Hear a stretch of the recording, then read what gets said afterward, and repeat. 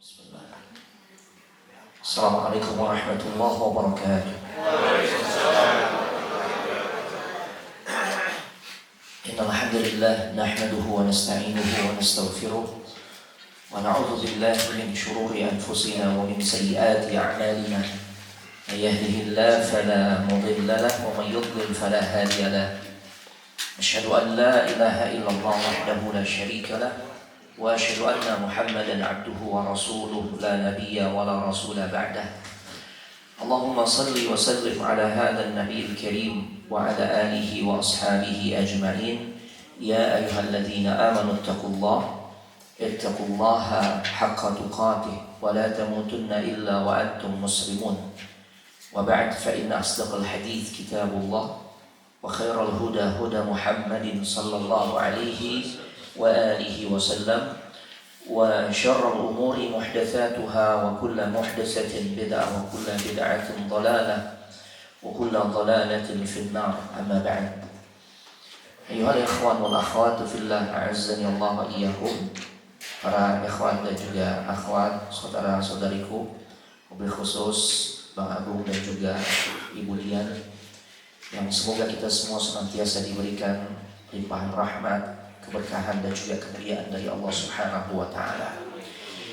Alhamdulillah, kalimat ini yang paling pantas untuk kita sampaikan mengawali kajian kita di pagi hari ini, karena sangat banyak nikmat yang Allah Subhanahu wa taala telah berikan kepada kita semua.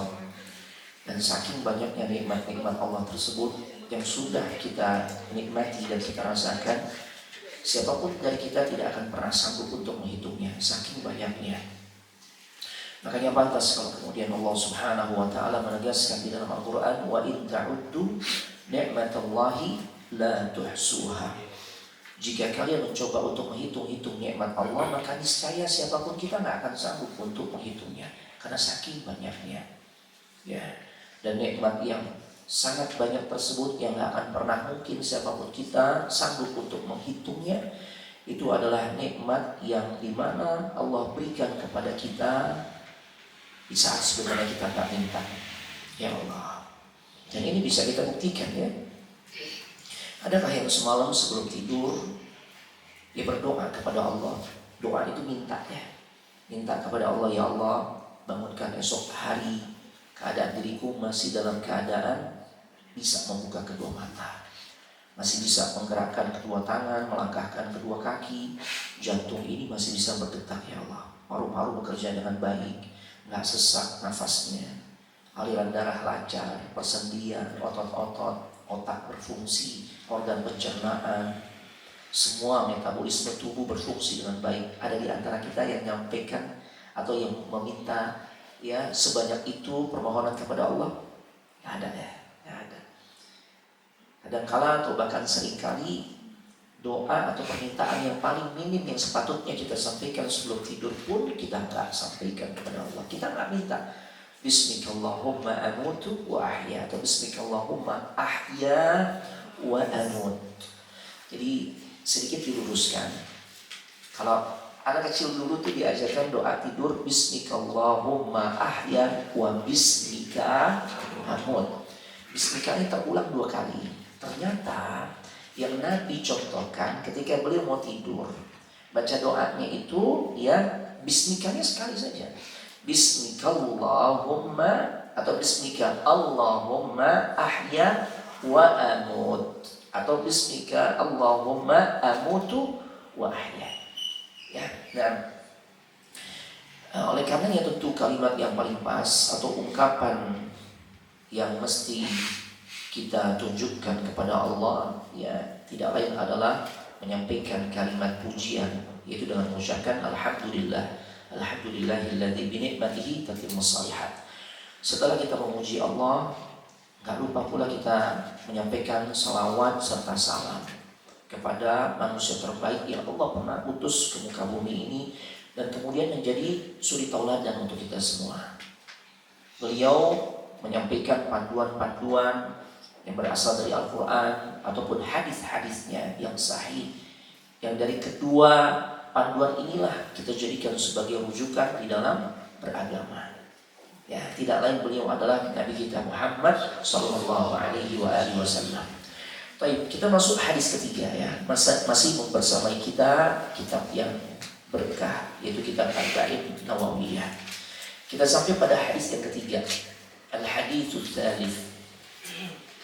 An Abi Abdurrahman Abdullah ibn Umar ibn Al-Khattab radhiyallahu anhuma. Ya. Ketika kita membahas hadis pertama, hadis kedua, ternyata perawi hadis di kalangan sahabat yang menyampaikan hadis pertama dan kedua dalam kitab Arba'in An-Nawawi dari kalangan sahabat adalah sosok Umar bin Khattab.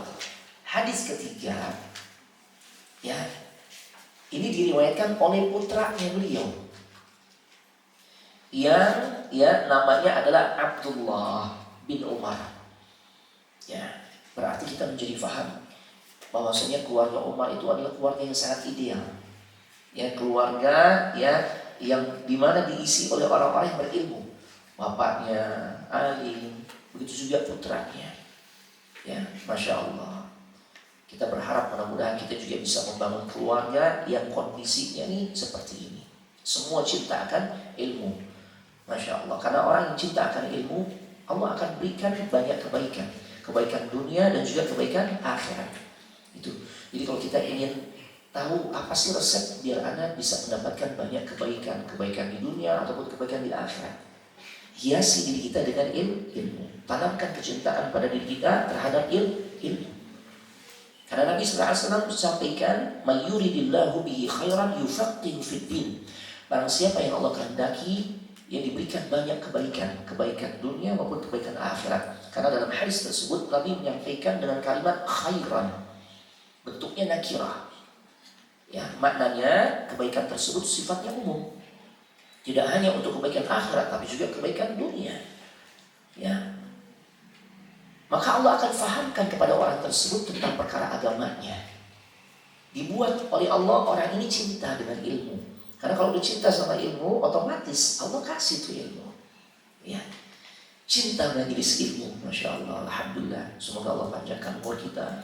Allah berikan keberkahan ya untuk Kang Agung dan juga Ibu Dian ya untuk menjalani usaha ini sehingga terus bisa memberikan kebaikan untuk kita semua insyaallah. Baik. Abi atau Abu Abdurrahman ini adalah kunyah. Nama beliau sebenarnya Abdullah. Ya. Tapi di awal disebut An Abi Abdurrahman. Berarti ya kadangkala beliau disebut atau dipanggil dengan sebutan Abdullah, kadangkala juga beliau dipanggil dengan sebutan Abu Abdurrahman. Itulah yang disebut dengan kunyah. Dan itu sunnah. Nama anak Fakhrul Razi. Ya, ada yang manggil Ustaz Fakhrul Razi, ada juga yang manggil ya Ustaz Abu Aisyah. Ya, kenapa dipanggil Abu Aisyah? Itu kunyah. Karena saya punya anak, salah satunya namanya adalah Aisyah. Ya, nah, dan kadang-kala kunyah ini juga tidak hanya berkaitan dengan penyandaran kepada nama anak ya, biasanya anak pertama. Makanya Nabi di antara kunyahnya adalah Abul Qasim, bapaknya Qasim. Nah, walaupun nggak mesti harus disandarkan kepada nama anak ya, ada kalanya juga bisa kunyah itu disandarkan kepada binatang. Nanti kita akan ketemu nih. Kan hadis Arba'in An-Nawawiyah jumlahnya ada berapa? 42. Ya, ada 42 tepatnya ya. Kita akan ketemu dengan sosok sahabat yang sangat akrab dengan kucing. Sampai-sampai Nabi panggil dirinya dengan sebutan Abu Hurairah. Abu Hurairah. Bapaknya kucing. Namanya Abdurrahman bin Sakhr Ad-Dawsi. Jadi kalau disebut ya sahabat yang bernama Abdurrahman ibn Sakhr Ad-Dawsi meriwayatkan sebuah hadis. Mungkin kita bingung itu siapa ya, kayaknya asing banget nama ini. Tapi kalau disebut Abu Hurairah, kita pasti sering dengar. Itu bukan nama asli, itu kunyah yang artinya bapaknya kucing. Karena beliau suka sekali dengan kucing. Kemana-mana ya bawa kucing. Mengembalakan kambing, kucing selalu dibawa. Ya. Nah ini coba. Jadi bisa tuh disandarkan kepada binatang kesayangannya. Cuma nggak enak kalau misalnya ternyata binatang kesayangannya adalah kadal. Abu kadal. Ya Allah. Ya. Nah, kadang-kala bisa juga kunyah itu ya disematkan kepada hal yang lain. Contohnya kepada benda. Dan itu pernah terjadi pada sosok sahabat yang bernama Ali bin Abi Thalib. Ketika beliau ada masalah dengan istrinya, siapa istrinya? Ali bin Abi Thalib. Fatimah, ya, itu istrinya. Kemudian biasa, sebagaimana dalam sebuah bangunan rumah tangga, ketika ada masalah, ya itu hal yang wajar. Tapi yang terpenting adalah bagaimana ya keduanya bisa tepat di dalam mengatasi masalahnya. Dan karena ada masalah, ya keduanya harus menenangkan diri. Ya, biasanya menenangkan dirinya itu nggak ketemu dulu deh. Ya, mungkin salah satu pihak keluar dulu. Maka Ali bin Abi Thalib keluar dari rumahnya Fatimah. Ya. Dan beliau menuju satu tempat yang memang tepat untuk menenangkan hati yang sedang gundah, sedang punya masalah. Kemana Ali ya pergi ketika ada masalah dengan istrinya? Masjid. Cuma masjid zaman dulu kan nggak kayak zaman sekarang. Karpetnya tebal, AC, cakep deh interiornya, eksterior dan sebagainya. Zaman dulu atapnya cuma pelepah kurma dan itu hanya sebagian, hanya bagian depan aja. Ya, Masjid Nabawi zaman dulu seperti itu. Tiang-tiangnya dari batang kurma. Sehingga kalau turun hujan otomatis ya Rasul dan kaum muslimin kalau sholat tuh belepotan debu atau pasir. Ya Allah. Ali tidur untuk menenangkan diri di masjid. Nabi datang nggak didapati tuh ya menantunya. Dan Rasul paham. Ini kalau begini kondisinya biasanya ya menantuku dan putriku ini sedang ada masalah. Ini cuma luar biasa. Khususnya bagi kita yang sudah berumah tangga, pasti kita akan berinteraksi dengan yang namanya mertua, orang tua dari istri. Dari kisah ini kita mendapatkan pelajaran betapa Rasul sebagai seorang mertua dengan Ali sebagai menantunya itu hubungannya harmonis, mesra. Sampai Rasul tahu kebiasaan menantunya. Jadi kalau ada masalah ini pasti ya di satu tempat yang bisa menenangkan dirinya. Gak main masjid. Makanya Rasul langsung ke masjid. Dan ketika didapati benar menantunya lagi tidur, Ali bin Abi Thalib, maka Rasul membangunkan ya menantunya sekaligus sahabatnya, sekaligus juga sepupunya. Kum ya Aba Turab, bangun wahai bapaknya debu. Ya sambil Rasul membersihkan debu-debu yang nempel di pipinya. Allahu Akbar. Ya, ini hubungannya baik ya. Ya kalau nggak baik boro-boro membersihin debu, gitu ya. Tidur mulu kerjaannya itu kan. Istirahat dan sebagainya. Gitu ya, Masya Allah. Baik, kita masuk redaksi hadis. Nah, itu sekilas tambahan wawasan ya. Nah, Abdullah bin Umar berkata, Sami'tu Nabi sallallahu alaihi wasallam yaqul, aku pernah dengar Nabi sallallahu alaihi wasallam itu bersabda. Apa sabda Nabi yang didengar oleh Abdullah bin Umar? Kata Nabi sallallahu alaihi wasallam, "Buniyal Islamu ala khamsin." Islam itu dibangun di atas 5 perkara. Ya. Jadi dengan kata lain kata para ulama, Islam itu diibaratkan oleh Nabi seperti sebuah bangunan. Ya, yang pertama, unsur pertama, ya, yaitu syahadati an la ilaha illallah wa anna Muhammadan abduhu wa rasuluh. Syahadat. Ya. Aku bersaksi bahwasanya tiada Tuhan yang berhak diibadahi dengan benar kecuali hanyalah Allah. Ya. Dan bersaksi bahwasanya Nabi Muhammad itu adalah hamba Allah, abduhu. Makanya beliau juga manusia seperti kita, hamba Allah. Tapi yang membedakan karena beliau ya diberikan wahyu oleh Allah, diberikan amanah untuk menyampaikan wahyu-wahyu Allah yang ada di dalam Al-Quran, ya, dalam hadis. Maka status beliau adalah utusan Allah atau Rasul. Itu cuma. Yang kedua, wa iqamas shalah, Ay wa iqamis salat. Ya, mendirikan salat. Yang ketiga, ya, bangunan Islam yang ketiga adalah wa itaiz zakah. Bayar zakat. Yang keempat, wa hajjil bait. Menunaikan ibadah haji. Ya, yang kelima wa shaumi Ramadan. Puasa di bulan suci Ramadan.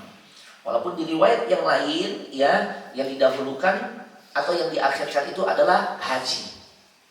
Ya, ada puluh hal manapun riwayat yang kita bawakan atau yang kita baca, ya intinya ya inilah yang disebut oleh para ulama dengan istilah arkanul Islam. Rukun Islam.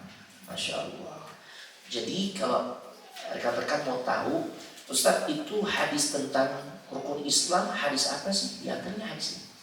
Dan juga hadis yang sebelumnya kita bahas di hadis kedua, hadis Jibril. Nah, kalau secara spesifik Nabi mengatakan rukun Islam 5, nggak ada. Ya, ini hasil istinbat para ulama. Para ulama setelah memahami hadis ini membuat rumusan. Rumusan ini tujuannya untuk memudahkan kita, orang-orang setelahnya, untuk bisa memahami Islam ini dengan baik dan benar. Karena enak ya kita tuh kalau memahami sesuatu ada rumusnya, asyik ya. Yang belajar bahasa Arab, ya perubahan-perubahan kata yang muncul di dalam konteks belajar bahasa Arab itu dibahas dalam ilmu saraf. Ya, baik. Nah itu perubahannya itu, rumusannya bagaimana, ya kita pelajari sehingga pada akhirnya kita bisa memahami dengan baik ya tentang gramatikal ya bahasa Arab dari sisi perubahan kata. Masya Allah. Ya, kemudian dari harokat apa yang kita baca, kan bisa fathah, bisa kasrah, bisa dhammah. Ya kalau kita membaca satu kata kemudian berkumpul menjadi sebuah kalimat, ya kalimat itu kan ya, kumpulan dari kata per kata. Ini ujungnya fathah, kasrah atau dhammah ya, atau sukun, kan begitu. Jadi masalah tuh. Ya, dibahas di dalam ilmu nahwu, dibuat rumusan-rumusan oleh para ulama. Ya, baik.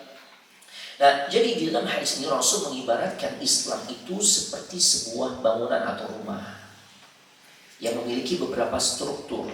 Yang pertama, struktur yang paling vital, yang paling urgent, yang paling penting adalah fondasi.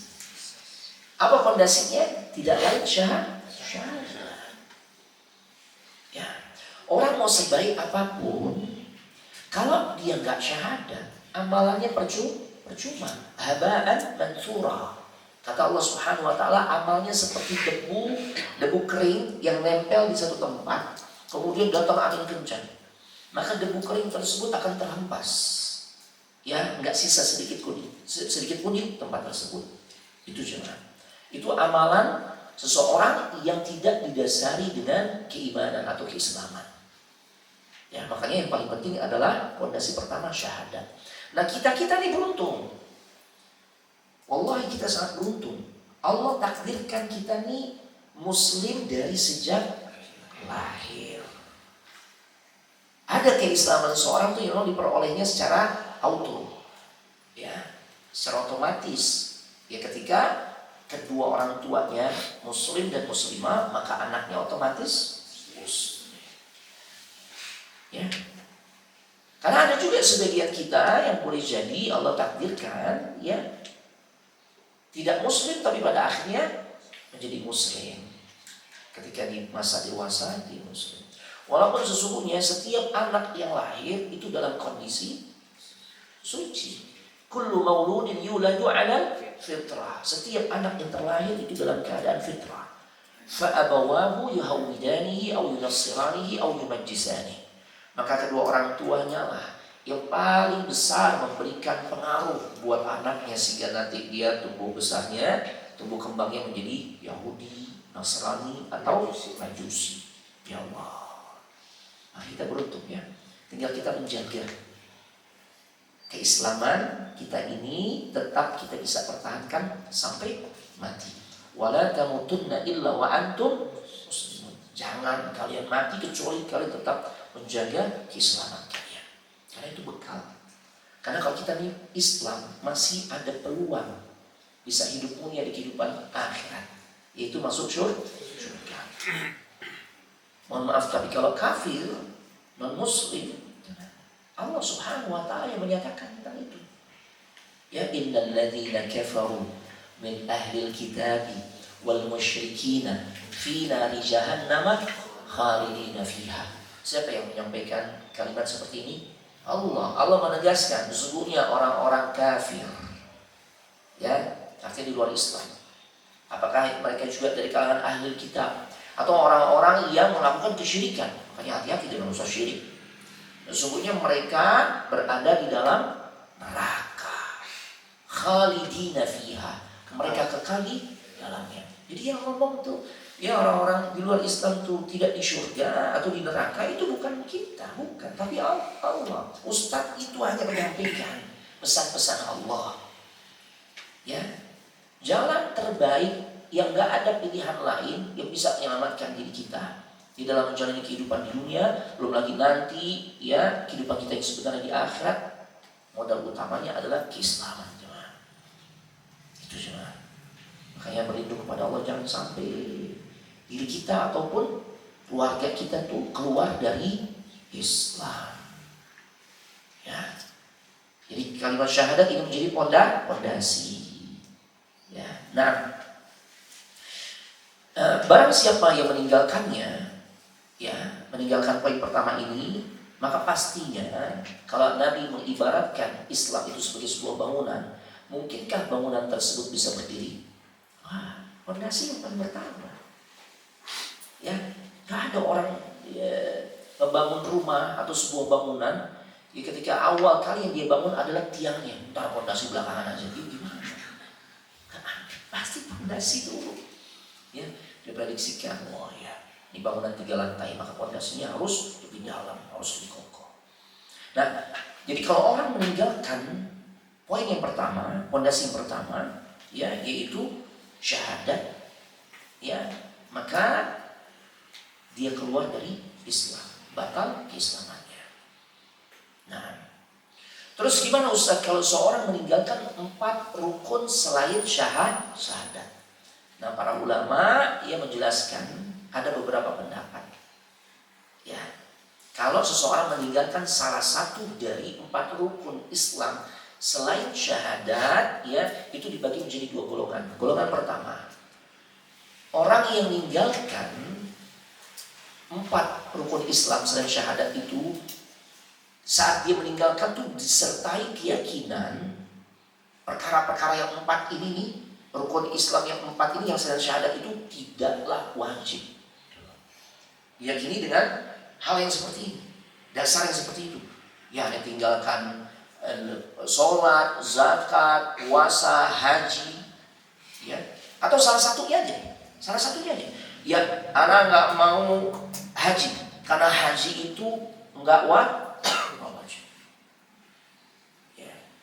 Kalau dia meninggalkan salah satu di antara 4 rukun Islam selain syahadat dengan keyakinan bahwasanya hal itu tidak wajib, ya, maka para ulama mengatakan orang ini jatuh pada kekufuran atau statusnya menjadi kafir. Berdasarkan ijma' ulama, ijma' di kalangan para ulama. Enggak ada yang berbeda nih, para ulama yang memang punya otoritas untuk menyampaikan masalah hukum agama, ya. Mereka itu menjelaskan bahwasanya kalau seorang muslim dia enggak melaksanakan salah satu dari 4 rukun Islam selain syahadat, di mana saat dia meninggalkan dengan keyakinan, ya ini gak wajib kok. Kenapa gak puasa? Puasa gak wajib Ustaz. Nah, kalau begitu dasarnya kafir. Berdasarkan kesepakatan para ulama.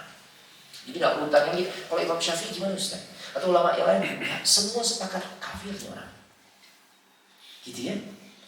Nah, karena jemaah para ulama jelaskan, yang namanya rukun Islam itu adalah ma'lumun minad-din bid-darurah. Itu hal-hal yang memang semua orang sudah tahu tentang status hukumnya. Nanti akan ada perincian wajibnya ini untuk siapa, seperti haji dan zakat. Itu jemaah. Yang kedua, ini orang meninggalkan tuh salah satu dia dari 4 rukun Islam selain syahadat, namun dia tetap masih yakin hal itu diwajibkan. Kenapa antum nggak puasa? Ya Allah Ustaz, anak nggak kuat Ustaz. Tapi antum tahu gak itu wajib? Iya Ustaz, saya tahu dan saya yakin memang Allah wajibkan. Cuma nggak kuat Ustaz. Ya Allah, udah nyium tadi semur jengkol misalnya, dia anak nggak kuat Ustaz. Nah, kalau yang seperti ini, ya, dia tetap meyakini akan kewajibannya, namun dia meninggalkannya. Para ulama berselisih pendapat. Menjadi beberapa pendapat. Pendapat pertama, mereka mengatakan kafir kalau yang ditinggalkan adalah sholat. Ini pendapat pertama nih. Kafir kalau yang ditinggalkan dari 4 rukun itu adalah sholatnya. Ya. Nah, ini dijelaskan di dalam Syarhul Umdah oleh Imam Syekhul Islam Ibnu Taimiyah. Pendapat kedua, yang kafir itu yang meninggalkan sholat dan zakat. Tapi kalau ninggalin puasa, ninggalin haji, enggak kafir. Cuma pada 2 poin aja, zakat dan puasa. Makanya terbukti Umar sampai memerangi kelompok yang enggak mau membayar zakat. Makanya sebagian ulama berpendapat, berarti ini kafir, karena bobotnya berat, sampai diperangi coba, gitu ya. Baik, pendapat ketiga, dia mengatakan orang yang meninggalkan salah satu dari rukun Islam, maka dia telah kafir. Mau meninggalkan sholat, mau meninggalkan puasa aja, mau meninggalkan haji aja, atau meninggalkan satu lagi apa? Zakat saja. Ya, nggak dipilih-pilih tuh, kafir pokoknya kalau sampai ditinggalkan. Ya, ini pendapat dari Sa'id bin Jubair, Nafi' Al-Hakam, dan juga diriwayatkan oleh Imam Ahmad. Ya, diriwayatkan dari Imam Ahmad. Pendapat keempat, orang yang meninggalkan salah satu dari rukun Islam yang 5 ini selain syahadat, ya, dia masih meyakini akan kewajibannya. Apapun yang ditinggalkan yang 4 itu, salah satu dari yang 4 itu, dia masih tetap meyakini kewajibannya, maka dia tidak kafir. Dan inilah pendapat yang menjadi sandaran atau mu'tamad di kalangan mazhab Syafi'i. Nah, ya, ada pribadi lebih condong mengikuti pendapat yang pertama. Yang mana yang pertama? Bisa kafir tuh kalau meninggalkan salah satunya. Pada poin apa? Sholat. Tapi nanti ada perincian. Nggak langsung tuh. Kalau teman kita nih suka ninggalin sholat, oh kafir ente kafir. Nah, jangan sembrono juga ya. Nanti ada perinciannya. Cuma memang pada poin sholat ini nih, yang bisa menjadikan ketika seorang nggak mengerjakannya, dia kafir. Bisa kafir. Ya. Bisa kafir. Ya, ini cuma. Nah, kita akan perinci lagi nih. Ya. Kenapa poin sholat ini ditekankan? Yang sampai bisa menjadikan seorang itu kafir. Ada sebuah hadis Rasulullah SAW menjelaskan bahwasanya orang yang meninggalkan zakat itu masih ada kesempatan untuk masuk surga.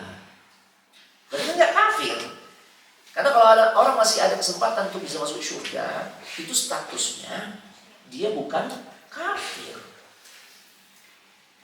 Jadi penghalang seseorang untuk bisa mendapatkan surga, itu tidak lain adalah kekufuran. Makanya jangan pernah kita kufur, keluar dari Islam, atau syiriknya yang besar. Lagi sebut-sebut nama selain Allah di dalam doanya, ya Abdul Qadir Jailani, mati dia, ya Allah. Harus kan doa yang disebut siapa? Yang dipanggil siapa? Allah. Buri ya Rahman, ya Rahim, ya Razzaq. Kalau kita lagi sakit, ya Syafi. Ya, hati kita lagi keras banget nih. Kita panggil ya Latif, wahai yang maha lembut, lembutkan hati saya ya Allah. Tuh. Kan gitu ya. Tapi ini dipanggil manusia, ya mati nih orang, berarti jatuh pada syirik besar. Itu menjadi penghalang dirinya untuk mendapatkan surganya Allah sebagaimana kekufuran. Tapi kalau zakat yang ditinggalkan, itu masih ada kesempatan masuk surga. Dalam sebuah hadis Nabi sallallahu alaihi wasallam bersabda, "Ma min sahibi dhahabin wala fiddah la yu'addi minha haqqaha illa idza kana yaumul qiyamah suffihat lahu safaihu min nar fa umhiya 'alayha fi nar jahannam fayuqwa biha jambuhu wa jabinuhu wa dhahruhu kullama baradat u'idat lahu fi yaumin kana miqdaruhu 50,000 sanah. Ya Allah, siapa yang memiliki emas dan perak, berarti ini orang kaya.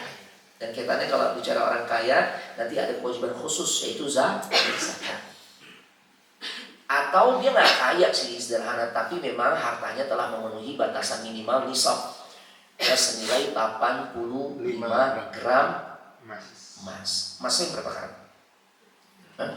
Yang murni dong, yang paling mahal. Ya, biasanya berkaitan dengan emas ibu-ibu, kalau ditanya akan nanya lagi. Ya ketika ditanya harganya berapa ibu, ya ibu nanya lagi, Ustaz mau harga aneka tambang atau cikini gitu ya. Jadi silakan kalkulasi saja, ya 85 gram. Ya, Bu sekarang berapa sih Bu? Akhwat, harga emas berapa sekarang? Di atas 1 juta. 1,4 benar, udah naik benar. Sekarang udah 1,4 tuh cuma. Ya Allah, 1.400.000 dikali 85. Ya Allah, berarti sekitar berapa? 119 juta. Uang kita ini ada 119 juta. Maka saat itu kita harus sudah mulai berhitung. Gak langsung dikeluarkan zakat tuh, enggak. Nunggu dulu setahun berikutnya. Tanggal 12 September atau 9 Rabiul Awal tahun depan, gimana kondisinya? Kalau ternyata tinggal 50 juta enggak keluar zakat, enggak wajib zakat. Tinggal 90 juta enggak, karena belum memenuhi nisab. Tapi kalau ternyata jadi 130 juta Ustaz, iya. Naik tuh. Sama apalagi naik. Ustaz jadi 300 juta, apalagi? Keluarkan zakatnya 2,5%. Yang buat kita 97,5%. Banyakkan mana? Nah, dikit. Udah gitu 2,5% dibagi-bagi untuk 8 golongan, sebagaimana yang Allah sebutkan dalam surah At-Taubah ayat 60. Ya, makanya sedikit ya, makanya keterlaluan kalau orang tuh nggak mau bayar zakat. Makanya pantas kalau kemudian Abu Bakar memerangi orang-orang yang mau membayar zakat. Karena manfaatnya besar, dia dimensinya sosial, ijtimaiyah. Ya, nah seperti itu jemaah. 97,5% yang buat kita, banyak kan untuk kita jemaah. Cuma kan yang menjadi masalah kalau memang hartanya 10M. 10M dikalkulasi 2,5 kecil sih. Tapi begitu dihitung itu 2,5% dari 10 juta. Expander dapat 1. Tuh udah mulai bakilnya keluar. Ini mobil baru nih 1. Ya. Nah, jadi siapa yang memiliki emas dan perak tapi dia nggak mau bayar zakatnya, maka kata Allah di hari kiamat akan dibuatkan untuk dirinya ya setrika jemaah. Ya Allah akan buatkan untuk dirinya ini setrika. Yang dimana setrika ini digunakan untuk memberikan siksaan atas perbuatannya yang nggak membayar zakat. Setrika itu dinyalakan, lalu setrikanya itu ya apa istilahnya? Ya, disetrikain deh gitu ya. Nabi mencari apa ya katanya ya. Nah, diletakkan tuh di bagian lambungnya, di bagian dahinya, ya Allah, disetrika di bagian perutnya jemaah. Ini orang-orang yang nggak mau zakat nih, ya kalau di akhirat nanti ini didapati orang yang disetrika di bagian perut, di bagian lambung, di bagian jidatnya, dahinya, jabhah, dan di bagian zahruhu, punggung. Ya Allah, itu adalah gambaran siksaan yang Allah berikan kepada orang-orang yang nggak mau bayar zakat. Setiap setrika itu dingin kata Allah, ya, maka akan dipanaskan lagi dan kembali disetrikain lagi itu. Dan itu kulla yaum, setiap hari. Yang mana satu hari di akhirat itu setara dengan 50.000 tahun di dunia. Ya Allah, satu hari maaf. Satu hari di kehidupan akhirat kana miqdaruhu 50,000. Itu seperti 50.000 tahun yang kita jalani di dunia.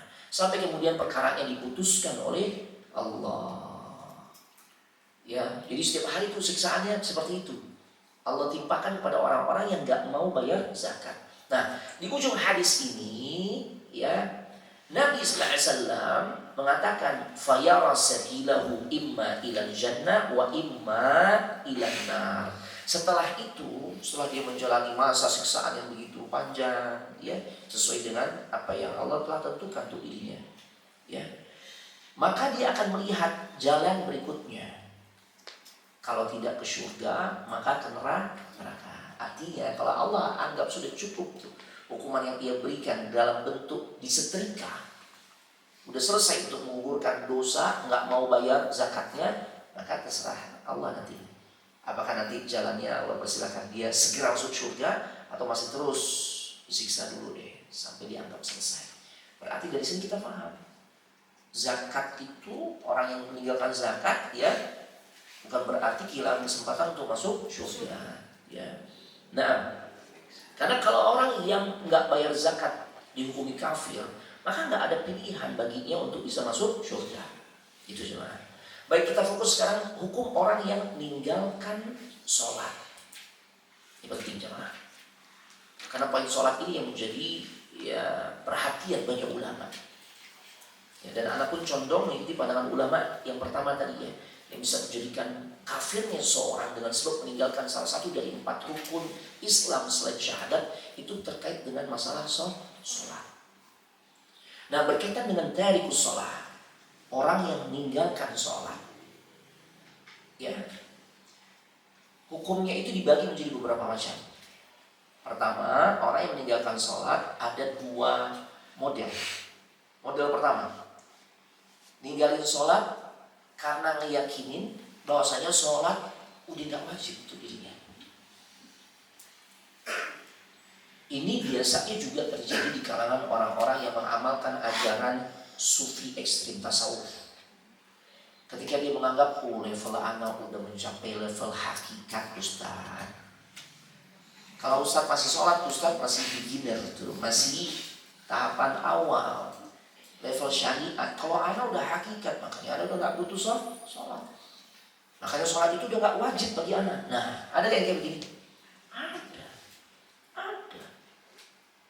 Ya, ada nih orang-orang yang seperti ini keyakinannya. Makanya hati-hati jemaah, belajar Islam itu harus dari sumber yang benar. Antum harus kritis. Siapapun ustaz yang menyampaikan, karena sangat mungkin suatu waktu antum mengimba ilmu atau ikut kajian, hadir majlis taklim, majlis ilmu, ya, dari ustaz-ustaz yang lain. Silakan saja, cuma harus kritis. Ketika dia menyampaikan sesuatu yang mulai aneh-aneh, ya, kemudian antum tanya, Ustaz, itu pemahaman kayak gitu ada dalilnya nggak? Ada hadisnya nggak, Ustaz? Kalau dia seorang ustaz yang benar mengajarkan tentang Al-Quran dan Sunnah, pasti akan jelaskan dalilnya ini. Tapi kalau dia mengajarkan hal-hal yang aneh-aneh, yang nyeleneh-nyeleneh, yang sesat, yang menyimpang, biasanya kalimatnya, udah kamu nggak usah tahu tentang masalah ini ada dalilnya atau enggak. Belum sampai ilmunya, gimana coba? Justru harus dijelaskan. Jadi kita tahu. Karena bicara agama nggak bisa bicara sesuai sekehendak hati. Ya, makanya orang-orang di kalangan sufi, mereka meyakini kalau levelnya sudah mencapai level hakikat, udah nggak butuh syariat, termasuk tidak butuh sholat. Makanya bagi mereka sholat tidak wajib. Atau ngelesnya yang lain itu, ya bentuk ngelesnya mereka yang lain itu adalah ketika kita itu orang kok nggak pernah, ya anak tetangganya nggak pernah tuh, padahal di rumah dia sholat Jumat, anak udah bertetangga 5 tahun. Ketika akhirnya si tetangga ini bertanya, ya karena namanya sama tetangga, ya, dia nanya, barangkali itu nanya, aku jarang banget melihat antum tuh sholat Jumat, belum pernah deh selama ada bertetangga dengan antum.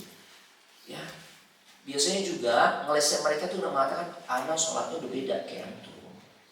Antum memang nggak ngelihat anak sholat, cuma tahu nggak, anak sholatnya di Mekah dulu. Jadi hari ini ada nih. Kita kalau nggak dengan bekal ilmu, wah ini orang hebat, padahal nggak, dibohongin tuh kita. Gimana mungkin sholat di Mekah? Jarak selisih waktu antara Indonesia dengan Saudi berapa jam? 4 jam. Kita lebih cepat. Ya aneh. Ya. Nah, para ulama sepakat kalau ada orang meninggalkan sholat disertai keyakinan nggak wajib sholat Ustaz, berarti orang ini kafir. Karena dia telah mengingkari kewajiban yang telah jelas, tegas Allah tetapkan untuk kita laksanakan.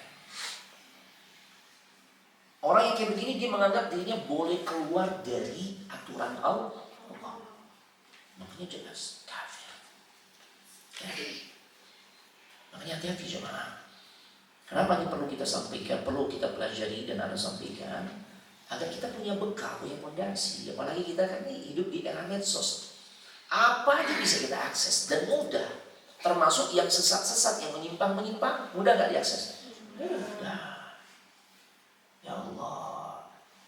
Iya kan? Tapi udah agak skeptis ya.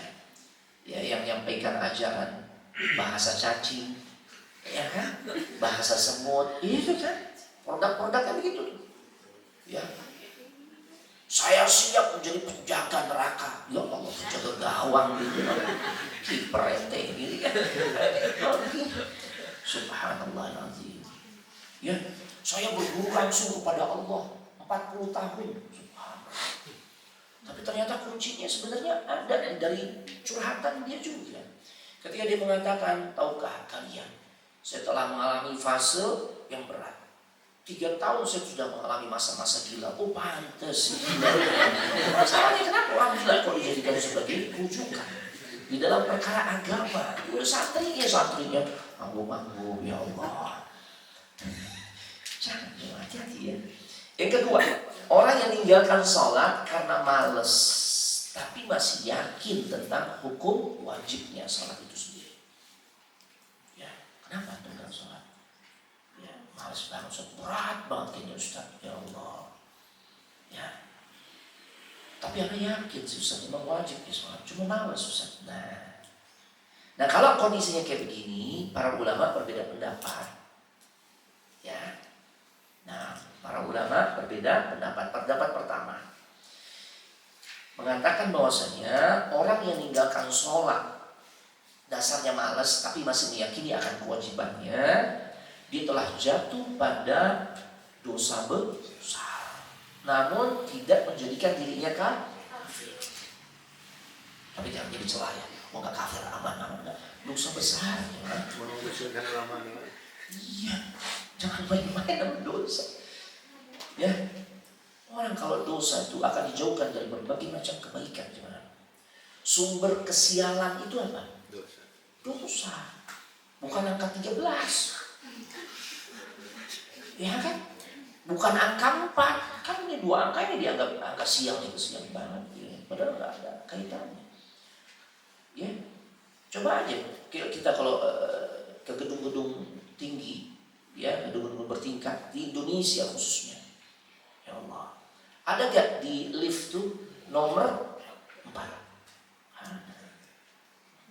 Makanya kemarin pada saat ada safar jenguk anak di pesantren, anak nginep di sebuah hotel, nggak ada tuh angka 4-nya. Akhirnya ada bikin video di Instagramnya, nah, seperti itu. Biar orang kan paham, gitu loh. Nggak ada angka sial.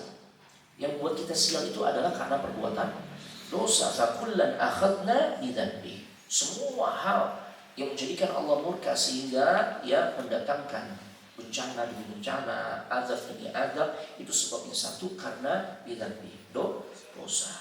Jadi orang yang orang yang meninggalkan sholat karena malas, tapi dia masih meyakini akan kewajibannya, orang ini nggak kafir tapi jatuh pada perbuatan dosa.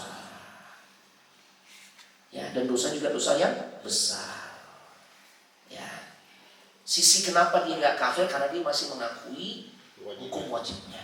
Nah, pendapat kedua, orang nggak sholat, ya, maka dia kafir. Ya, kafir secara mutlak. Sekalipun sholat yang dia tinggalkan itu cuma 1 sholat saja,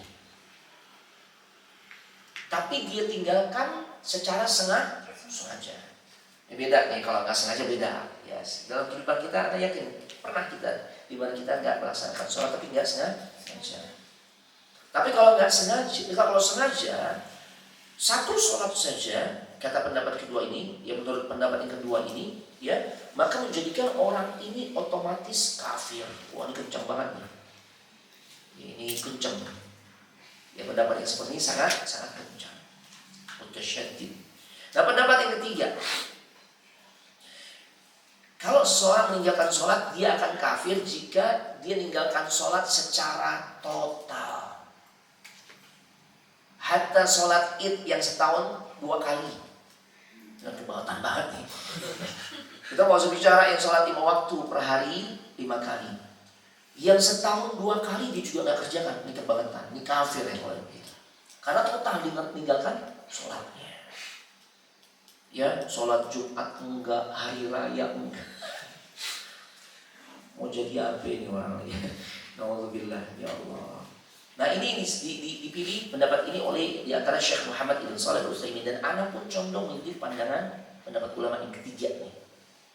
Orang yang meninggalkan sholat bisa kafir kalau yang ditinggalkan itu adalah secara total. Ya, ini gimana? Jadi permasalahan, pembahasan terkait meninggalkan sholat ini adalah masalah yang sangat penting dan juga khatir. Khatir itu bahaya, jemaah. Nggak boleh kita sepelekan. Kenapa? Karena dia adalah termasuk bagian dari tiang agama yang paling vital. Dia termasuk bagian dari rukun Islam. Ya, ini tiang yang paling kokoh nih, menjadi penentu nih. Bahkan ketika tiang ini tidak ada atau roboh, maka bisa menjadikan bangunan Islamnya pun menjadi roboh. Nah, ini siapa? Ustaz, apa cuma 5 Ustaz rukun Islam? Padahal kan ada hal-hal lain yang juga nilainya luar biasa dalam Islam. Bahkan dikatakan itu puncak keislaman, yaitu jihad. Ada juga kan jihad kan? Rasul mengatakan Rasul Amri al-Islam. Ya. Beliau mengatakan inti dari sebuah perkara itu adalah keislaman. Wa amuduhu as-salah. Tiangnya itu adalah salat. Wa dzirwatu sanamihi al-jihad, dan puncaknya adalah jihad. Ini kenapa jihad enggak dimasukkan, Mas, ke dalam rukun Islam? Dibahas oleh para ulama. Padahal jihad itu luar biasa nilainya. Begitu juga amar ma'ruf nahi munkar. Begitu juga dakwah. Kenapa perkara-perkara yang mulia ini enggak dimasukkan ke dalam bagian dari rukun Islam oleh para ulama? Ya, para ulama mengatakan hal ini disebabkan karena 3 hal tersebut: jihad, amar ma'ruf nahi munkar, kemudian dakwah, itu enggak terus menerus ada sepanjang zaman. Ada masanya berhenti. Contoh jihad.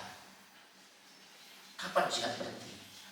Nanti kalau tiba masa di mana Allah turunkan Nabi Isa dan berhasil membunuh, nggak ada jihad lagi. Nggak ada jihad. Makanya kata para ulama, kenapa nih 3 poin ini jihad, ya, dia tidak dimasukkan dalam kategori rukun Islam, karena tidak selamanya tuh ya dakwah, jihad itu akan terus dilakukan. Begitu juga amar ma'ruf nahi munkar, ya, dia nggak seagung sholat di sisi Allah. Begitu pula dakwah. Nah, taib. Dia tidak semulia sebagaimana rukun Islam yang lain. Kemudian pembahasan berikutnya yang ingin Anda sampaikan, 5 perkara tersebut adalah perkara penting dan Rasulullah SAW mengumpamakannya sebagai sebuah bangunan. Makanya kita harus perhatikan beberapa hal. Yang pertama, sesungguhnya ya kita nanti akan menghadap Allah dengan membawa bangunan Islam tersebut.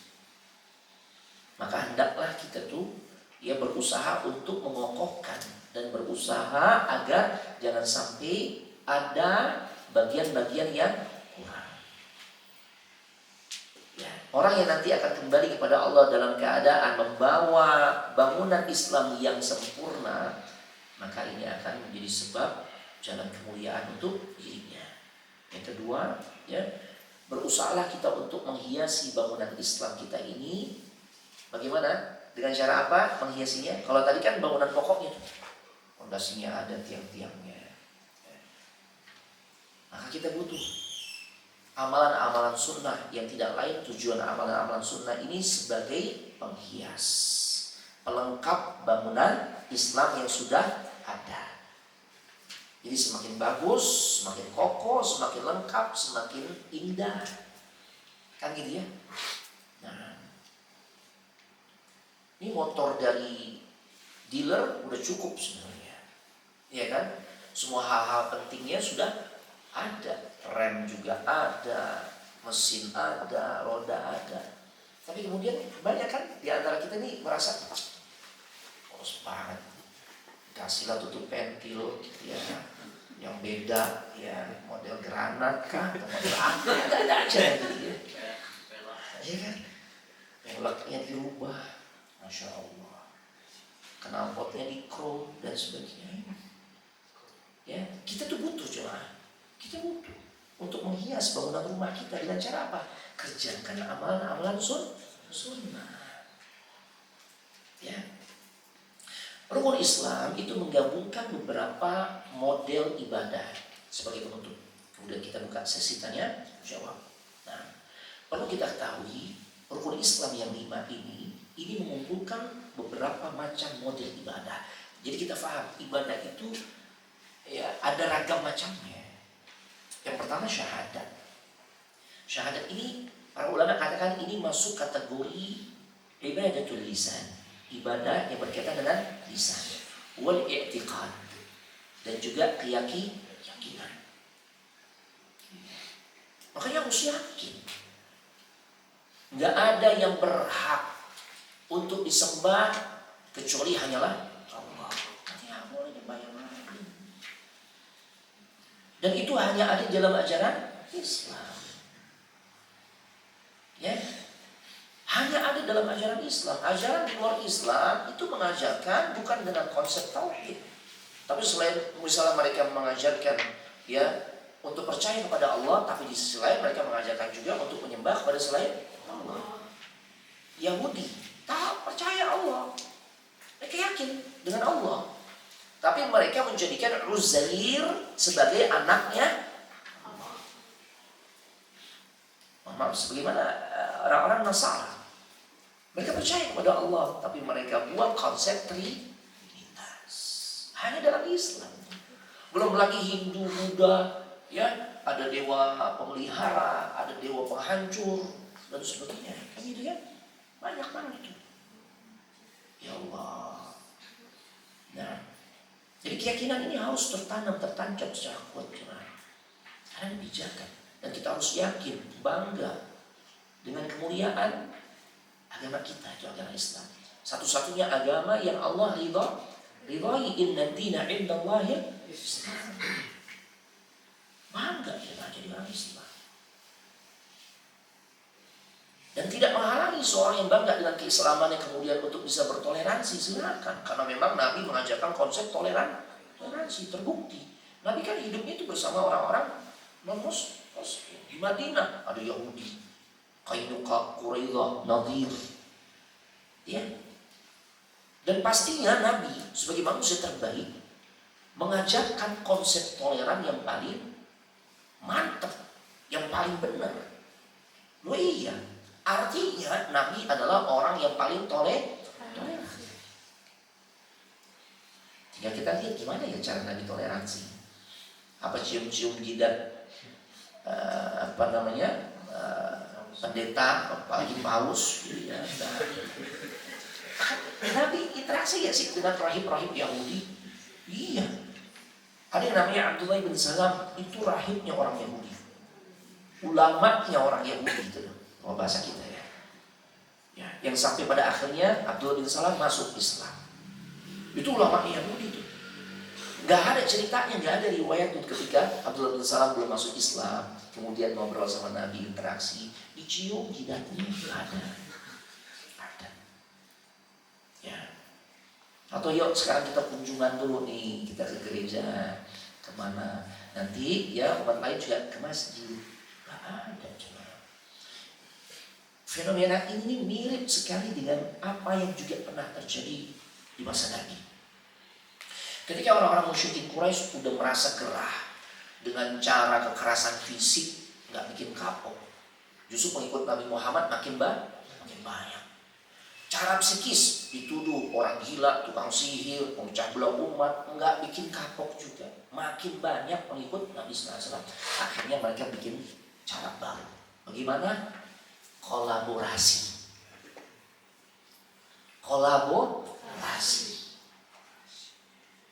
Ya, jadi kayak apa nih? Konser ya, kolaborasi siapa artis siapa terjadi. Jangan. Mereka datang kepada Nabi Muhammad, ya Muhammad, ya nahnu na'budu ilahatak ay alihatak sanatan wa anta ta'budu alihatana sanatan. Ya Muhammad, gimana kalau kita buat kesepakatan nih? Ya kita gak akan ganggu kalian lagi deh, kita gak akan sakiti secara fisik dan psikis. Tapi gimana kalau kita kolaborasi? Ya, kami ibadah kepada Tuhanmu 1 tahun. Ntar ya engkau dan pengikutmu beribadah kepada Tuhan kami setahun. Maka turunlah ayat. Ayat ini merupakan prinsip toleransi. Dari siapa? Ayat ini Allah. Pasti ajaran Allah ajaran yang terbaik. Lakum dinukum, bagi kalian agama kalian. Silakan kalian mau ibadah sama Tuhan yang kalian yakini, silakan, kita nggak ganggu. Bagiku agamaku yang aku harus berpegang teguh kepadanya, bangga dengannya, tanpa dicampur adukan dengan agama manapun masing-masing. Makanya kita juga Ahlus Sunnah itu nggak mengajarkan intoleran, nggak boleh tuh sweeping umat lain yang mau ibadah, menghalang-halangi mereka, apalagi sampai menghancurkan rumah ibadah mereka, nggak boleh. Karena itu intoleran. Tapi bukan berarti juga kebablasan. Toleransi itu bukanlah kolaborasi. Itu poinnya. Ya. Baik, yang kedua salat. Salat ini ibadah badan fisik. Ya. Makanya ditinjau juga tuh secara ilmu kesehatan. Ya, gimana manfaat dari gerakan takbir, bersedekah, ruku, sujud, kan ada kan? Masya Allah ada dibahas. Ya, taib.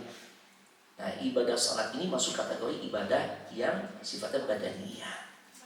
Ya, sifatnya badan, fisik ya.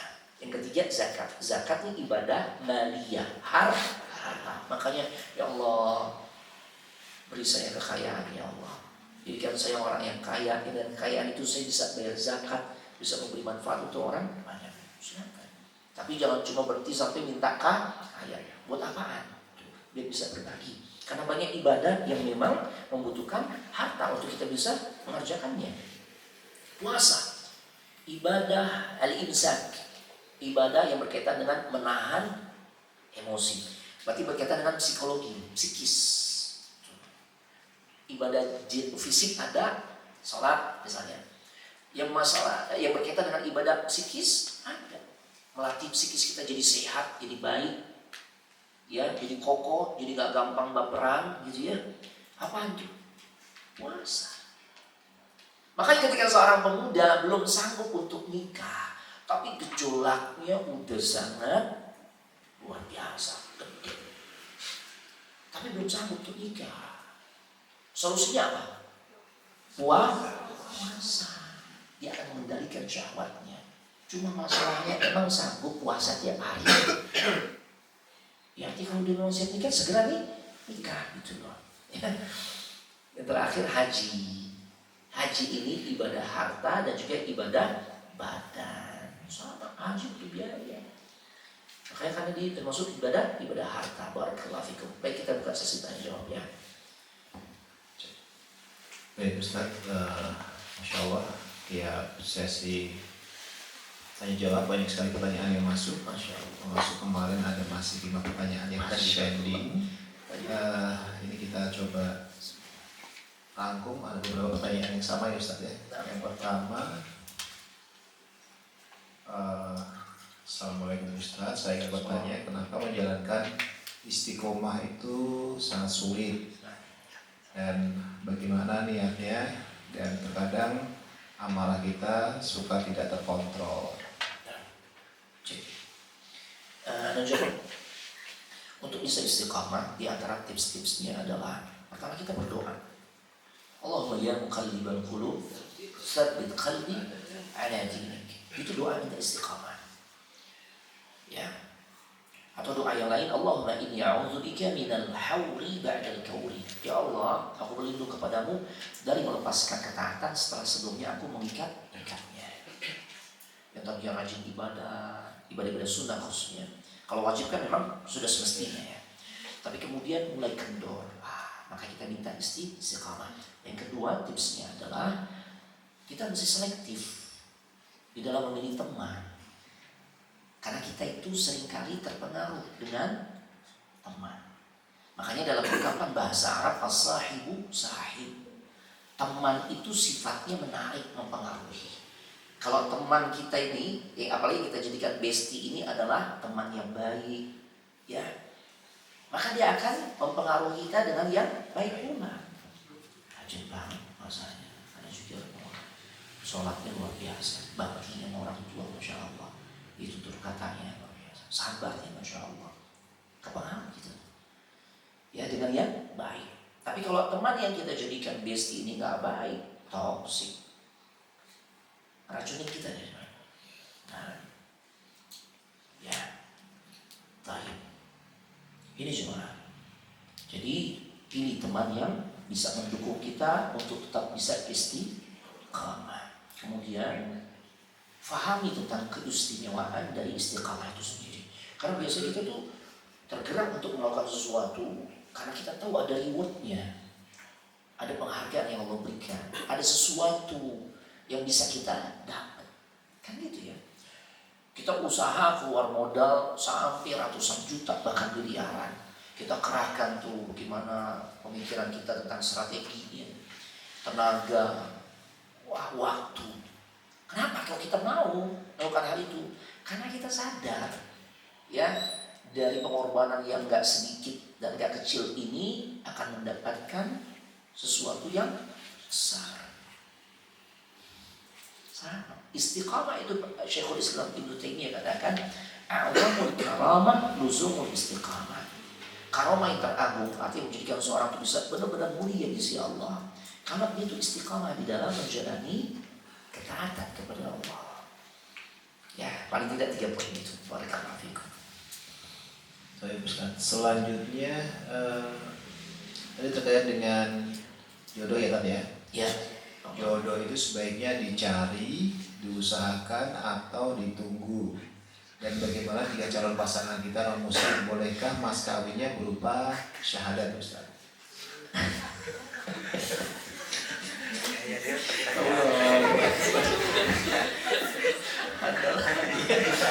Anda jawab yang kedua dulu ya. Maharnya syahadat. Syarat pernikahan. Ini nanya laki perempuan nih. Laki. Laki ya. Bingung gak ada duit itu. Allahu Akbar. Baik. Ya. Maharnya syahadat berarti dia belum muslim sebelumnya. Gitu ya. Ketahuilah jemaah, bagi seorang wanita di dalam Islam itu tidak diperkenankan atau terlarang ya ketika dia menikah dengan laki-laki non-muslim. Solusinya gimana? Suruh syahadat dulu, jangan jadiin mahal. Islam dulu, itu ya. Asyhadu an la ilaha illallah, asyhadu anna Muhammadar Rasulullah, baru ijab qabul. Ya, bukan maharnya syahadat. Jangan, arahin. Abang serius mana? Kalau abang serius, syahadat dulu ya bang. Gitu. Ya, motivasi dulu dia untuk segera masuk Islam. Karena kalau nggak Islam nanti ya syah pernikahannya. Karena otomatis pemahaman anak, ya Kalau dia belum syahadat dan justru syahadatnya itu jadikan sebagai mahar, kan belakangan tuh, ya otomatis tatkala dia ijab kabul kondisinya itu belum muslim. Jadi islamkan dulu. Ya, ini jalan kemuliaan untuk abang. Ya, karena kita nggak mungkin nih untuk bisa meraih surganya Allah tapi beda keyakinan. Nah, kayak gitu. Ini motivasi dulu sehingga dia ya benar-benar semangat untuk masuk Islam. Itu dulu poinnya. Jangan bahas yang lain-lain dulu deh, yang bikin serem sehingga akhirnya dia mengurungkan niatnya untuk masuk Islam. Kadang-kadang kita sudah ketemu teman yang sebenarnya ketertarikannya udah ada. Iya sunnah. Ente siap masuk Islam disunat. Ya Allah, tarik. Itu sunat belakangan. Gitu ya. Jadi syahadat dulu, baru kemudian kabul agar sah pernikahannya. Gitu. Kasih tahu, karena dalam agama kami kalau abang belum bersyahadat maka pernikahannya tidak sah. Ya, karena kami tidak diperkenankan wanita muslimah menikah dengan laki-laki muslim. Kalau emang cinta syahadat ya, masya Allah. Yang pertama tadi tentang apa mainnya ya? Iya, jodoh itu dicari, diusahakan atau ditunggu, Ustaz? Iya, jodoh itu dicari, diusahakan atau ditunggu. Ya semuanya lah. Semuanya. Tapi nyarinya dengan cara yang benar, nggak apa-apa, speak aja. Lu tahu gue udah mau kepala 3 nih. Dengar-dengar infonya antum keluarga besar itu kan. Dengan ada tuh. Ini kan upaya mencari kan. Ini upaya untuk usaha. Speak gitu. Apa coba? Atau sekarang ada biro-biro jodoh yang syar'i. Ada Ustaz Khalid tuh buka Mawaddah. Kalau masalah difasilitasi karena kan kami juga yang ngelola tuh. Fasilitasi malah. Difasilitasi, kirim data, nanti kemudian ya dari pihak mereka menjadi penghubung. Ini benar-benar cakep, indah jemaah. Khususnya buat kaum wanita, kejaga tuh kehormatan diri kaum wanita. Karena kalau kita lihat sekarang polanya itu pacaran, jalan bareng, ya yang dibikin lecek siapa? Perempuan. Yang paling dirugikan wallahi perempuan jemaah. Ya. Perempuan yang paling dirugikan. Ya Allah. Ya kan? Ini. Makanya dengan adanya syariat yang seperti itu difasilitasi. Ada biro-biro jodoh yang syar'i. Ya, maka nanti insya Allah tetap terjaga kehormatan diri sang wanita, begitu juga yang laki-laki. Ya. Jadi ditunggu juga, diusahakan juga, dicari juga gitu. Ya. Jadi nggak sebatas emang kalau jodoh anak Allah udah takdirkan ada, udah anak diatur rumah aja, enggak, ada usaha. Tapi usahanya yang elegan. Ya, jangan apa istilahnya? Seakan-akan murahan dan sebagainya. Ya, tetap dengan cara yang sesuai dengan adab-adab Islam. Gitu semua. Ya, dan pastinya kalau polanya kayak begitu, dia akan mendapatkan jodoh yang baik. Ya, barakallahu fikum. Ada lagi? Barakallah.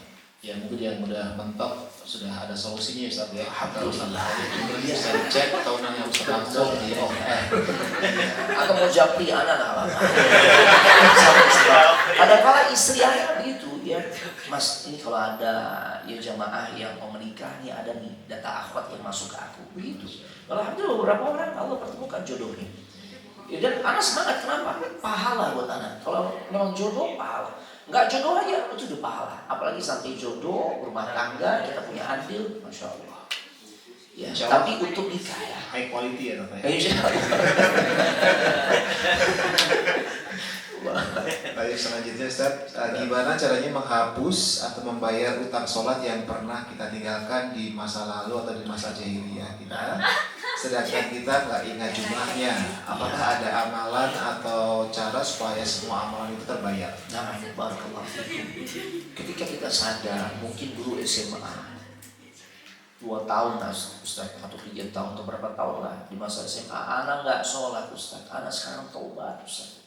Setelah anak belajar, anak dapat hidayah, anak ingin perbaiki diri, maka gimana untuk menembus sholat yang pernah anak tinggalkan? Pertama bertobat kepada Allah. sesali, ya, perbuatan di masa lalu yang dimana kita meninggalkan sholat. Setelah kita bertobat, jangan pernah ulangi lagi untuk meninggalkan sholat tanpa uzur. Yang kedua, yang berikutnya, cara untuk nebusnya adalah disiplinkan untuk mengerjakan sholat-sholat sunnah rawatib. Karena para ulama menjelaskan sholat-sholat sunnah rawatib 2 rakaat sebelum subuh, 4 rakaat sebelum zuhur, 2 rakaat setelah zuhur, 2 rakaat setelah maghrib, 2 rakaat setelah isya. Yang jumlah totalnya 12 rakaat. Itu diantara manfaatnya adalah untuk menambal kekurangan sholat-sholat wajib kita. Jadi nggak perlu sholat 2 kali. Anak 3 tahun Ustaz, berarti 3 tahun anak ini sholat 2 kali Ustaz. Kami sholat zuhur jamaah, nanti anak sholat lagi. Ya, yang penting dia bertobat, ya, dan kemudian lebih bersungguh-sungguh melaksanakan sholat-sholat sunnah. Yang dimana sholat sunnah ini fungsinya untuk menambah kekurangan yang ada pada sholat wajib kita, di antara sholat wajib yang pernah kita tinggalkan. Demikian Allah Ta'ala ala wa'alam. Yang berikutnya, Baik Ustaz, mohon nasihatnya agar kita tidak termasuk orang yang merugi. Bagaimana kedudukan atau pentingnya adab dalam Islam dan kehidupan? iya, yang pertama kita harus tahu tentang apa tujuan kita dihadirkan ke alam dunia ini. Ya, tidak lain untuk ibadah. Wa ma khalaqtul jinna wal insa illa liya'budun. Dan tidaklah aku ciptakan jin dan manusia melainkan agar mereka beribadah kepada Allah. Ya, maka kita harus paham tujuan hidup kita nih, ibadah kepada Allah. Kemudian kembali kepada surah yang kita hafal nih sebenarnya, yang kita baca dulu kalau mau pulang sekolah. Surah apa? Wal Asr. Cuma cara bacanya dibenerin ya. Karena kami dapati ternyata sampai sekarang polanya bacanya dari dulu sampai sekarang begitu aja. Wal asri innal insana lafi khusrin. Tuh, ringnya dipanjangin. Nah, di dalam ayat tersebut Allah sudah mengatakan wal asr, demi masa, innal insana lafi khusr. Sesungguhnya manusia itu berada di dalam kerugian. Nyemplung, lafi, benar-benar nyemplung di dalam kerugian. Kecuali yang seperti apa? Illadzina amanu, beriman kepada Allah, yang tahu tentang hakikat dia dihadirkan di dunia untuk beribadah, pasti dia beriman. Wa amilus salihat, mengerjakan amal saleh. Ya, kalau dia beriman dikerjakan amal saleh, gak merugi. Ya, makanya hadir kajian amal saleh. Antum cari nafkah yang antum dapat, ya antum gunakan untuk hal kebaikan, membantu keluarga, orang tua, antum bagi dan sebagainya. Termasuk persiapan nikah, ini kebaikan amal saleh. Iya. Ya. Wa amil salihat, amal saleh. Kemudian saling nasihat, menasihati di dalam kesabaran, ya, dan juga perkara kebenaran. Maka inilah hal-hal yang menjadikan kita tuh tidak menjadi orang-orang yang merugi. Demikian barakallahu fikum. Baik Ustaz, ini terkait rukun Islam yang kelima, haji ya kan ya? Ya. Takaran kemampuan naik haji itu seperti apa Ustaz? Karena ada beberapa Ustaz yang menyampaikan bahwa mending tidak punya rumah dulu tapi bisa naik haji dan sebaliknya. Pertanyaan bagus nih. Seseorang dikatakan, kan haji ini poinnya manistata'a ilaihi sabila, bagi orang-orang yang diberikan kemampuan. Parameternya seperti apa? Ukurannya Ustaz? Ya. Karena ada sebagian mengatakan ya haji dulu, sekalipun sebenarnya uang itu bisa digunakan untuk beli rumah misalnya gitu ya. Jemaah, ketahuilah bahwasanya tadi kembali kepada surah Ad-Dariyat ayat 56, kita dihadirkan ke alam dunia ini, ya, untuk menjalani kehidupan ini tidak lain tujuannya adalah untuk ibadah. Haji itu apa? Ibadah. Bukan berarti memiliki tempat tinggal atau rumah pribadi itu bukan perkara penting. Tapi tuntutannya di dalam syariat yang Allah bebankan buat kita, khususnya kaum laki-laki yang sudah berumah tangga, kemudian sudah juga menjadi ayah, sudah menjadi suami, sudah menjadi ayah bagi anak-anaknya. Masya Allah. Yang Allah wajibkan adalah menyediakan tempat tinggal untuk keluarganya. Realistis kan? Iya. Allah nggak pernah wajibkan kita belikan rumah pribadi buat anak istrimu, enggak. Tapi yang Allah perintahkan, sediakan tempat tinggal. Ala qadri mastata'na, sesuai kadar kemampuan kita.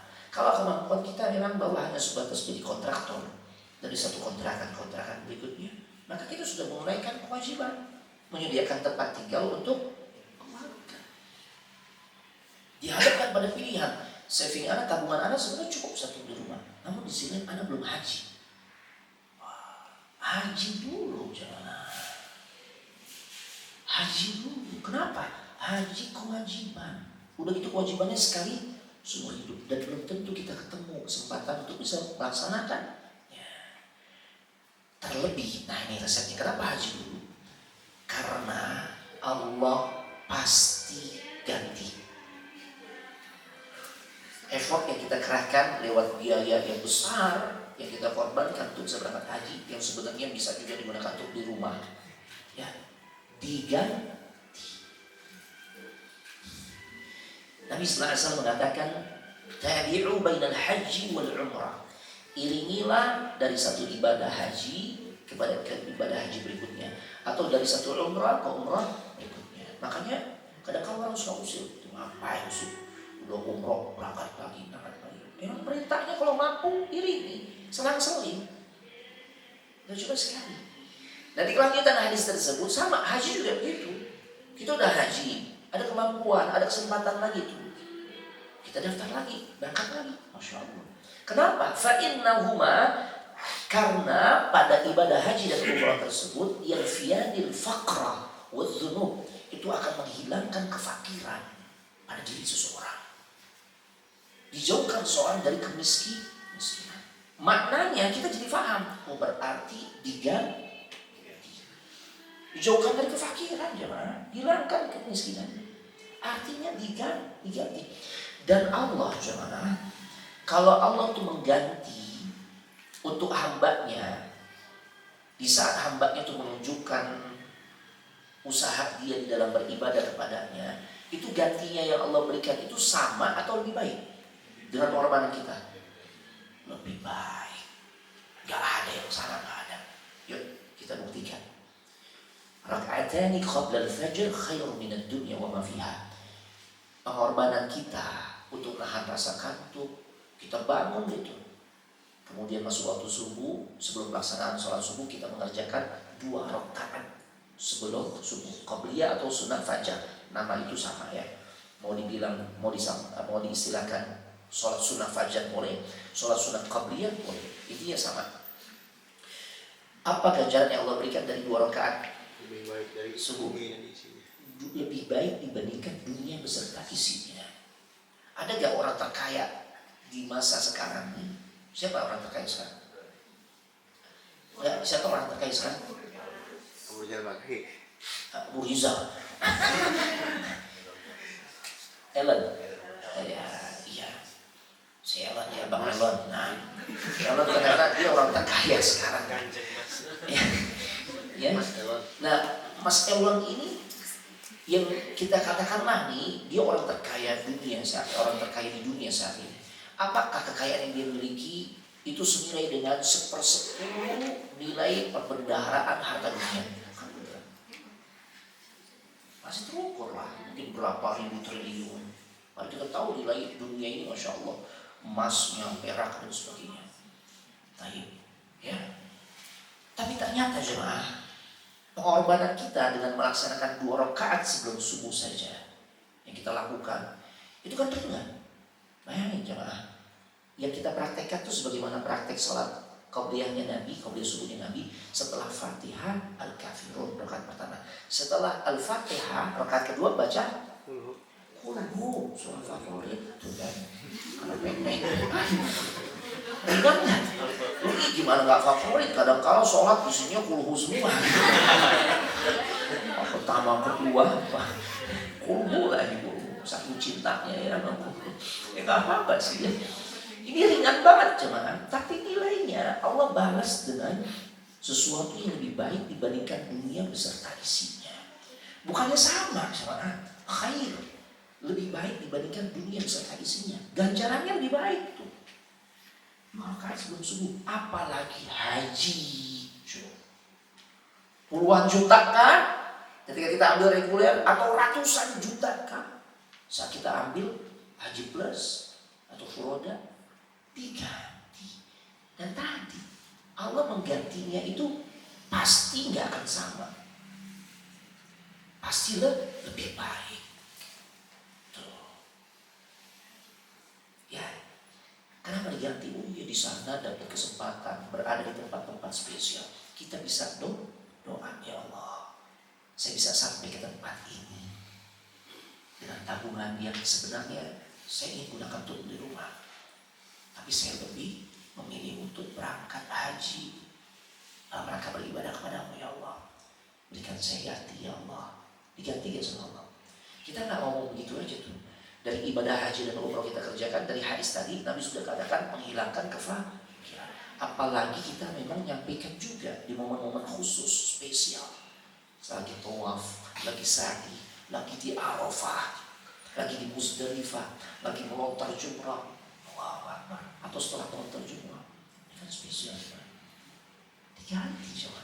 Makanya haji itu, ya, makanya dapat postingannya ya, kan viral tuh. Seorang laki-laki Afrika waktu tawaf doanya simpel banget. Ya Allah fulus. Begitu aja fulus. Sampingnya bilang, ya akhi, minta yang lain. Is'alillah al-jannah. Minta surga. Jangan fulus mulu. Apa kata dia? Al-jannah fulus. Surga itu duit fulus. Coba nih postingan ada. Anak dikirimin sama rekan Ustaz juga. Ustaz, ini orang yang doanya begitu polos, minta fulus, sekarang kaya Ustaz. Postingan berikutnya namanya Mustafa. Anak lihat, iya ini dia. Jadi orang kaya. Ya, nah. Diganti sama Allah. Ya, jadi haji dulu. Nggak usah khawatir. Tinggal diberi pemahaman. Biasanya yang agak beratnya istri. Ya, nak haji lubang, ya buat haji gitu. Biasa suka begitu tuh. Ya, kasih tahu istrinya yang diganti ya. Yakinkan. Ya demikian barakallahu fikum. Masya Allah. Berarti pending niat dulu Ustaz ya, niat daftar ya. Gak tahu kita berangkatnya kapan ya. Kan sekarang waktu tunggunya kan lama banget. Betul. Nah, masih ada waktu Ustaz? boleh silakan. Mungkin satu pertanyaan lagi Ustaz. Silakan. Bagaimana cara meyakinkan hati dan pikiran bahwa apa yang terjadi saat ini adalah kehendak dan takdir Allah yang terbaik? Bagaimana cara meyakinkan diri sendiri dan cara menyembuhkan hati yang sudah terlanjur sakit oleh perbuatan dan perkataan sesama muslim yang zolim? Baik, yang pertama yakinilah bahwa Nabi SAW pernah menjelaskan ya, bahwasanya Allah Subhanahu wa Ta'ala telah mencatat takdir semua makhluk, bukan cuma takdir kita nih sebagai manusia hambanya, tapi semuanya. Takdirnya jin, malaikat, ya semut dan sebagainya. Semua makhluk Allah yang namanya makhluk ciptaan Allah, takdirnya Allah sudah tuliskan 50.000 tahun sebelum penciptaan langit dan bumi. Artinya apa yang kita jalani ini semua tidak lepas dari yang namanya takdir Allah. Keimanan kita terhadap takdir Allah, di antara manfaat besarnya adalah ketika kita mendapatkan kenikmatan, maka kita enggak terlampau bahagia, sehingga pada akhirnya menjadikan seorang itu kalau udah terlampau bahagia suka sombong dia kan. Siapa dulu? Tuh kan suka gitu kan? Gue mulai gede. Nah, bukan gue. Allah ditakdirkan. Ya, alhamdulillah Allah kasih takdir baik untuk anak. Nah, makanya tidak terlampau bahagia. Karena orang terlampau bahagia itu akan memunculkan sifat sombong pada dirinya. Begitu sebaliknya, tatkala dia mendapatkan musibah atau sesuatu yang tidak sesuai dengan ekspektasinya atau harapannya, dia tidak terlampau bersedih hati. Allah udah takdirkan. Ini orang satu dunia mau bantuin anaknya itu bisa mendapatkan apa yang anak inginkan. Kalau Allah nggak takdirkan itu menjadi milik anak, akan bisa. Ya, baik, akan bisa. Makanya dengan memahami takdir yang seperti ini, memahami konsep hidup yang seperti ini, kita semua nggak lepas dari yang namanya cakupan takdir Allah. Maka insya Allah kita hanya fokus ngejalanin usaha. Itu kewajiban kita. Usaha aja. Teori bisnis offline, online, teori marketing apapun, ya sistem marketing apapun udah kita jalani. Ya. Bahkan mungkin juga udah dipasarkan mau di apa sih, toko hijau, toko oranye, toko biru, toko macam-macam deh, macam-macam tuh. Ya sudah, hasilnya serahkan kepada Allah. Kenapa? Karena ini nanti poinnya kembali kepada takdir. Jadi ternyata kalau tidak mencapai target pencapaian, ya. Yang pertama, kata Allah, ini semua udah takdir dari Allah.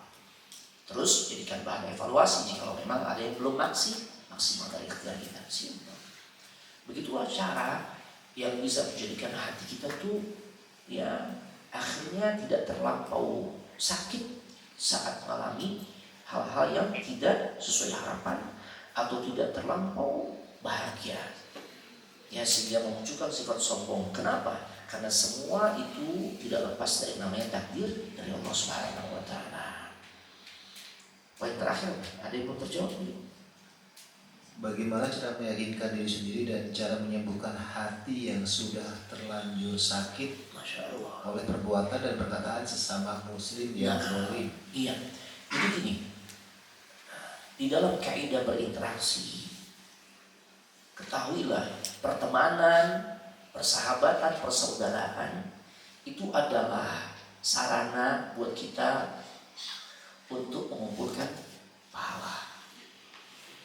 Ya, dia menjadi ladang pahala buat kita. Kenapa jadi ladang pahala? Iya, karena saat kita berinteraksi, kita berhadapan dengan orang yang berbeda dengan kita dari sisi karakter, kepribadian, kebiasaan, tingkat pendidikan, kemampuan berpikir beda, sehingga potensi adanya konflik besar. Nah, dengan saling memahami, menghargai, maka itu yang menjadikan kita tuh nggak mudah untuk sakit hati. Ya, Nabi kan sering ngadepin orang-orang yang bikin jengkel, tapi Nabi coba mencari uzur, berikan uzur. Coba bayangkan Nabi lagi jalan, kemudian ridanya, selendangnya, ya ditarik dari belakang dengan kencang sampai ngebekas tuh merah. Begitu Nabi nengok, orang itu mengatakan, ya Muhammad, a'tini nuqud. Wahai Muhammad, maaf, ini kan gak sopan ya. Ya orang kita bilang ini sombong gitu ya. Biasanya sama tuh bilangnya, ya Rasulullah, ya Nabi Allah kan gitu. Ini nama. Ya Muhammad, wahai Muhammad, a'tini nuqud. Bagi duit dong. Jangan marah. PTN ya kayak begini. Iya. Ya. Tapi Nabi SAW tersenyum dan beliau berikan apa yang menjadi permintaannya. Karena beliau tahu, beliau berikan uzur. Oh iya, pantes. Ini Arabi, orang-orang yang mau tinggal tidak di pedalaman, jauh dari peradaban, gitu. Jadi memang tingkahnya begitu, nyebelin. Berikan uzur jemaah, biar kita nggak bisa, biar kita nggak mudah untuk sakit hati. Bahkan dia sebagai penutup, Nabi Sallallahu Alaihi Wasallam sampai beliau memberikan satu petunjuk buat kita yang memang dalam rumah tangga kita ini ada asisten, ada orang-orang yang bantu. Ya. Kata Nabi Sallallahu Alaihi Wasallam berikan uzur kepada khadim atau asisten yang ada di rumah tangga kita, di kehidupan kita, itu sebanyak 70 marrah, 70 kali uzur. Artinya berikan pemakluman. Oh boleh jadi ya maklumlah orang baru, gitu kan. Baik. Jadi kalau ternyata kita punya asisten, tiba-tiba piring kesayangan kita pecah, Gimana coba? Kalau ngikutin tunjuk Nabi, kasih udur? Ya boleh jadi imam baru masih nervous ya, pecah lagi, ya sudah. Perang, pecah lagi. Tadi Nabi suruh berapa kali? 70 kali. Ya, boleh kasih nasihat, hati-hati. Cuma arti jangan sampai kemudian ya kita buatkan suasana hati kita, ya, berikan udur. Yang sering membuat kita tuh sakit hatinya, karena kita tuh sulit untuk memberikan udur kepada orang-orang sekitar kita. Ya sudah, kalau emang kita tuh tersakiti dengan sebab tajamnya lisan salah seorang di antara teman kita, ya cobalah kita renungkan, oh iya, yang tersakiti oleh tajamnya lisannya kan bukan cuma kita, bukan cuma anak. Ini emang udah terkenal kalau udah disebut namanya, siap-siap deh hati kita. Nah, gitu, jadi kita bisa maklumin gitu loh. Ya, jadi bisa maklumin. Nggak gampang baper. Itu jangan. Dan tips terakhir, berdoa. Semoga Allah lapangkan dada kita. Orang yang hatinya lapang itu mudah maafkan. Demikian barakallahu fikum. Karena rasa cukup ya. Dan alhamdulillah pertanyaan sudah banyak terjawab. Walaupun mungkin masih ada beberapa pertanyaan yang belum terjawab. Insya Allah di kesempatan mendatang kita akan lanjutkan kembali agar majelis kita ya tidak terhitung sebagai majelis yang penuh dengan kelalaian ya dan segala bentuk kesalahan disengaja atau tidak disengaja. Maka kita tutup dengan doa kafaratul majlis. Subhanakallahumma wa bihamdik asyhadu an la ilaha illa anta astaghfiruka wa atubu ilaik. Assalamualaikum warahmatullahi wabarakatuh.